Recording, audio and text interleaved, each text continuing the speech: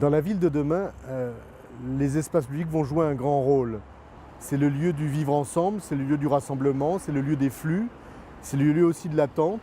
En fait, comme ça a été étudié lors des concours de mobilier urbain pour Paris ou pour la Défense, c'est un lieu qui n'est pas un vide, c'est un lieu de verbe d'action, comme attendre, se reposer, manger, fumer, parler. En tout cas, il se passe des choses. Ce n'est pas un endroit qui est un réceptacle. Donc, il faut que tout ça soit organisé.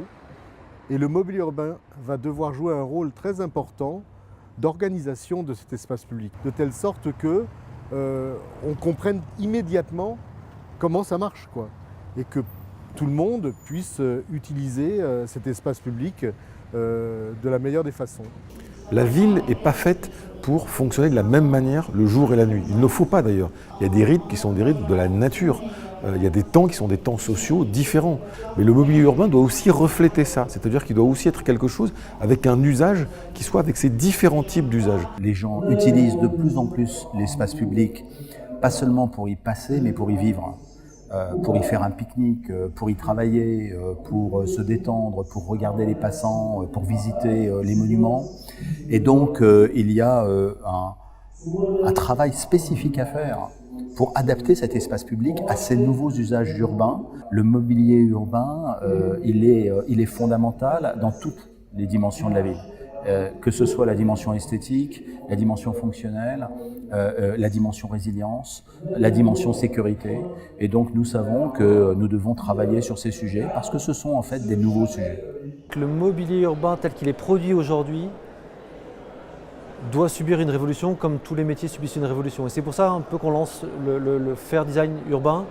C'est pour essayer d'avoir une démarche plutôt qui vienne de vous les designers, qui remonte plutôt que l'appel d'offres classique d'une collectivité qui se dit bah tiens j'ai un besoin d'un banc, puis qui fait un appel d'offres, qui convoque des industriels vont ou non chercher des designers, qui vont ou non réaliser mon projet, qui vont ou non être sélectionnés parce qu'il y aura un engagement financier, un engagement design, il y a des critères de jugement complètement fous dans ces appels d'offres. Donc nous ce qu'on croit c'est que c'est aux designers de nous éclairer sur ce que doit être le mobilier urbain de demain. Voilà, ça c'est notre ambition. Quelle réflexion aujourd'hui on mène pour que le cahier des charges qui soit à la fois économique, culturel, social, et pour nous qui venons du design industriel, je dirais des solutions que les entreprises vont pouvoir s'approprier. Donc ça veut dire qu'il y a un regard pluridisciplinaire. Le design seul ne suffit pas, l'architecture non plus. C'est vraiment une démarche collective. Et moi j'ai un bon exemple qui est la station Osmose qu'on a vue avec l'équipe de Marc Aurèle.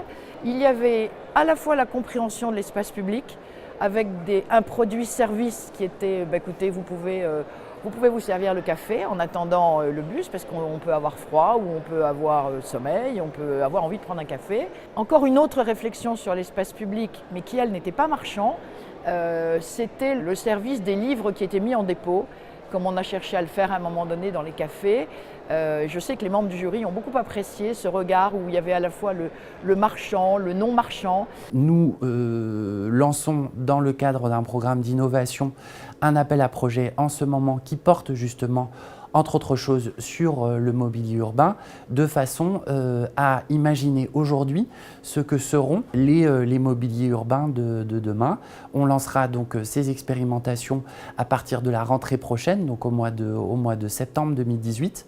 Et l'idée, c'est à l'issue de ces expérimentations, qui vont avoir une durée de 6 mois, de retenir ce qui fonctionne et ce qui ne fonctionne pas, de façon à intégrer tout cela dans la démarche que je mentionnais tout de suite, l'atelier des places du Grand Paris, et pour livrer demain un référentiel aux collectivités locales de façon à ce qu'elles sachent ce qui est utile de retenir, ce qu'il faut plutôt mettre de côté et ce qui au contraire a vocation à se développer à l'avenir.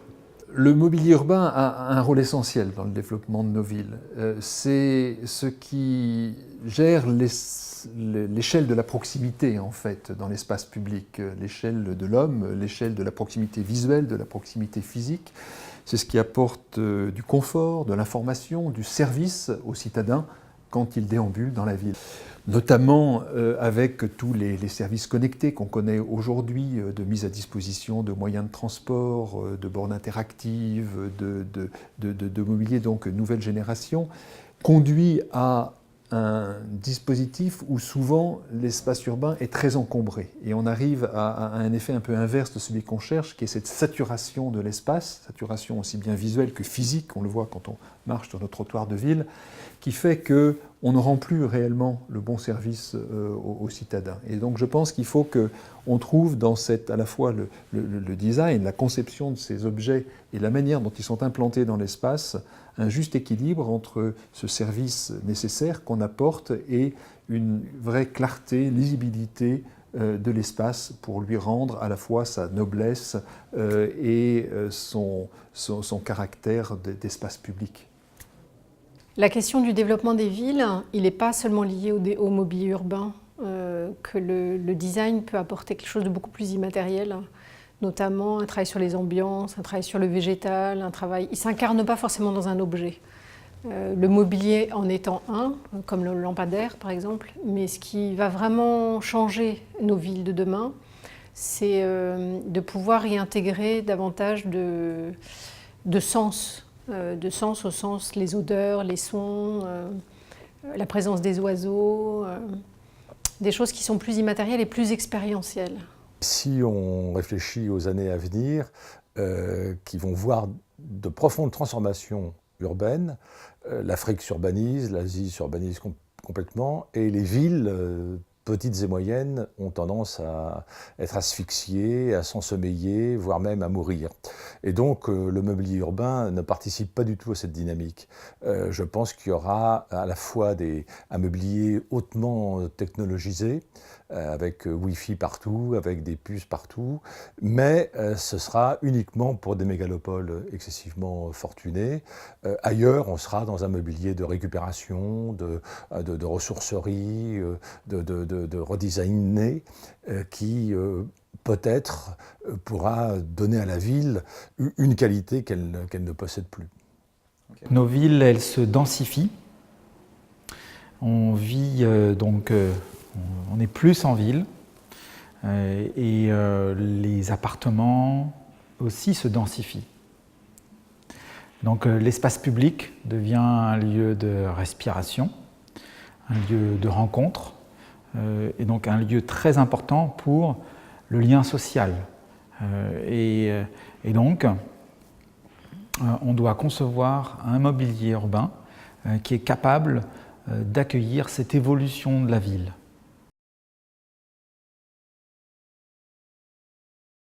Alors le mobilier urbain de la ville de demain, c'est un mobilier qui va donc répondre à des enjeux d'économie, des enjeux d'ergonomie, des enjeux d'esthétique, des enjeux d'éthique. Et on va terminer le 5e en disant émotion, parce que c'est la synthèse éloquente de l'ensemble de ces critères. Nous voyons bien qu'aujourd'hui, la question de la multifonctionnalité est un enjeu essentiel. Il y a la question du numérique, qui est aussi essentielle. Quelle place du numérique dans le mobilier urbain? Comment les gens vont interagir? Est-ce que tous les mobiliers urbains doivent être des objets connectés? Il y a la question de la mobilité de ce mobilier. D'ailleurs, dans mobilier, il y a mobile.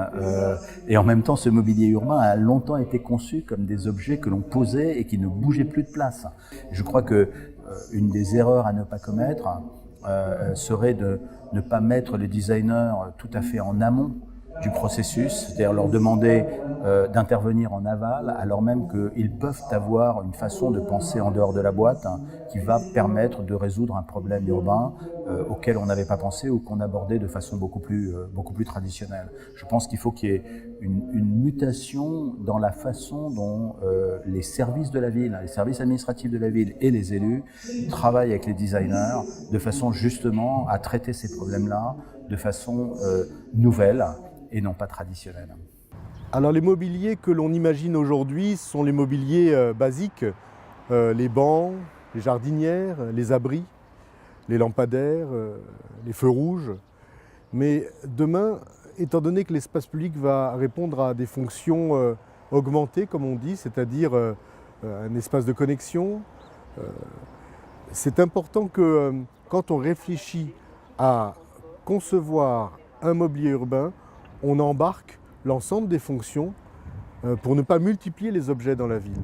Et donc un objet urbain de demain, c'est un objet connecté qui répond à plein de fonctions et qui, comme on peut l'imaginer à des occasions comme les Jeux Olympiques 2024 ou des grands événements, deviennent des repères, des balises qui symbolisent un peu une nouvelle ville. Il y a également l'aspect artistique qui compte, où le style d'un mobilier urbain va compter dans l'identité d'une ville. Donc je pense qu'on va un peu sortir des mobiliers urbains un peu standards. En tout cas, ici, dans cette station de tram, c'est sûr qu'on a voulu chercher une expressivité qui est en fait aussi un signe de respect par rapport aux utilisateurs, pour dire aux voyageurs de tous les jours, qui prennent le tram tous les jours, vous n'êtes pas dans un espace banal, vous êtes dans un espace qui a été pensé pour vous et pour la qualité de la ville dans laquelle vous êtes. Donc le mobilier urbain de demain, il sera plus expressif et plus fonctionnel, disons plus utile que celui d'aujourd'hui. Qu'on puisse avoir un mobilier urbain qui a toute forme d'utilisation. Je prends souvent cet exemple-là, qui est la place de la République. On refait la place de la République, nous, la ville, avec un objectif, c'est qu'il y ait moins de voitures. On construit une grande place dans laquelle il n'y a pas de voitures. Résultat des courses, ça devient le royaume des skateurs. C'était pas prévu pour. Du coup, on va rajouter les aménagements pour le royaume des skateurs. Et 2, il y a Nuit debout qui s'organise là. C'est-à-dire avec la première agora, avec le côté foutraque, 68 arts au sens rigolo du terme, qui s'organise là. C'était pas prévu. On a du coup été obligé de refaire l'éclairage Place de la République parce que les éclairages tels qu'ils étaient prévus n'étaient pas prévus pour qu'il y ait une utilisation nocturne de cette place. Et beaucoup de gens ont dit, on a eu des pétitions de riverains en disant mais quand est-ce que... Et donc on a refait, on a modifié un peu les lampadaires pour refaire de l'éclairage. Donc le rôle, la fonctionnalité aussi du mobilier urbain, c'est de pouvoir être détourné par des usages qui ne sont pas prévus, évidemment positifs, pas qu'ils soient cassés, mais par des usages qui sont non prévus au point de départ. On sait qu'un certain nombre de gares et d'espaces publics, les places du Grand Paris que nous sommes en train d'imaginer en ce moment, vont être mises en service entre 2024 et 2030.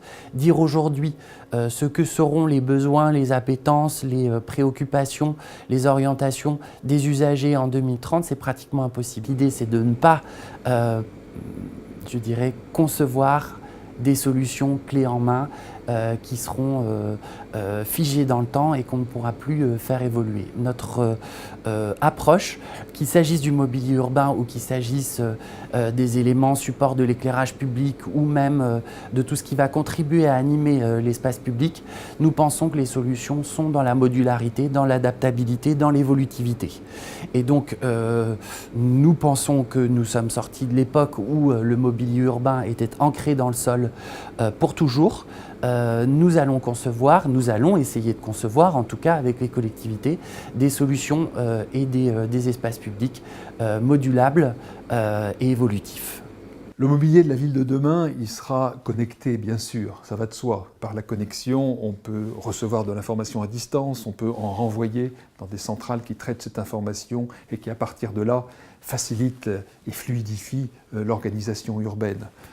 Mais on ne doit pas oublier que ce mobilier est aussi un objet de la proximité, par sa matière, par sa forme, par les symboles qu'il porte, par son image.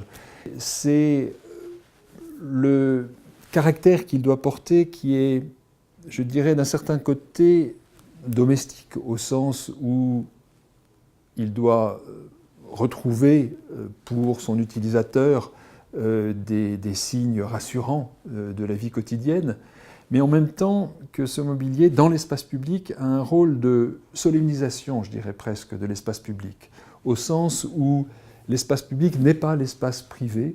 Et je pense que ce mobilier qui participe par son image, par l'organisation spatiale qu'il définit à la création de l'espace public, doit permettre à cet espace public d'être dans nos villes ce qu'il doit être, c'est-à-dire le creuset de la sociabilité et de la citoyenneté. Celui qui sera là demain, c'est sûrement celui qui soulèvera dans le discours du design des questions de société. La consommation, le réemploi, la chaleur, la solidarité, l'économie, la communication. Je ne sais pas du tout quels seront ces mobiliers, Mais en tout cas, c'est ceux-là qui seront intéressants et c'est ceux-là qu'on a envie de porter, nous, ici au pavillon d'Arsenal. La question du style, elle est intéressante. La question en tout cas de la beauté, elle est super importante, je pense. De retrouver il y a un patrimoine parisien qui est extraordinaire, qui a su évoluer avec des acteurs, des grands acteurs, qui ont essayé d'écrire une espèce de ligne, une diversité, mais en même temps une continuité sur des couleurs, sur des matériaux, sur des savoir-faire. Donc oui, la question de style, elle est importante à Paris. Après, est-ce que c'est cette ligne-là qui va continuer ou si c'est un truc complètement disruptif qui va être plutôt du mobilier par quartier, du mobilier au point précis, donc de la micro-série, c'est peut-être ça, j'en ai aucune idée, mais j'espère vraiment que ce sera du beau mobilier. Le mobilier de la ville doit être exemplaire. Exemplaire, premièrement, d'un point de vue environnemental. La manière dont on le conçoit, on l'installe dans la ville est essentielle. La ville doit être un exemple. Ensuite, c'est un mobilier qui est intelligent, il est connecté. Il concentre les services, donc il apporte du service aux citoyens. Et ce mobilier, il se répartit sur le territoire. Il est démocratique, il est pour tous. Donc il recrée ce lien, il est l'expression d'un lien entre tous les citoyens. Et il aide à les reconnecter, à nous reconnecter les uns avec les autres. Donc le mobilier accompagne l'évolution de la ville. Donc je pense que c'est un mobilier qui doit être davantage lié à l'expérience de tous les publics, pas seulement les bancs ou l'éclairage, c'est-à-dire qu'il y a un usage assez classique, mais plutôt de réinventer aussi des usages pour les personnes âgées, des dispositifs sportifs par exemple, un mobilier pour les enfants qui soit plus à leur hauteur et lié à des pratiques ludiques. Aussi, le mobilier existant pourrait être amplifié de services nouveaux, de petits commerces, de proximité, de conciergerie, des choses qui commencent à apparaître, mais qui pourraient être développées davantage. Donc d'être vraiment sur des pratiques pour tous les publics, tous les âges, et une expérience aussi qui est liée plus au service. La ville de demain, elle sera plurielle. Il y aura à la fois des petites villes, il y aura à la fois encore des mégalopoles, malheureusement. Et donc, je crois qu'il y aura un mobilier totalement improvisé. D'un côté, un mobilier de catalogue qui sera standardisé, normé et normalisateur, avec des sièges anti-SDF qui vont s'accroître et se développer. Et puis de l'autre côté, au contraire, une sorte d'improvisation spontanée. Et j'imagine, moi, des hamacs, par exemple, entre deux arbres dans une forêt urbaine ou dans une forêt villageoise.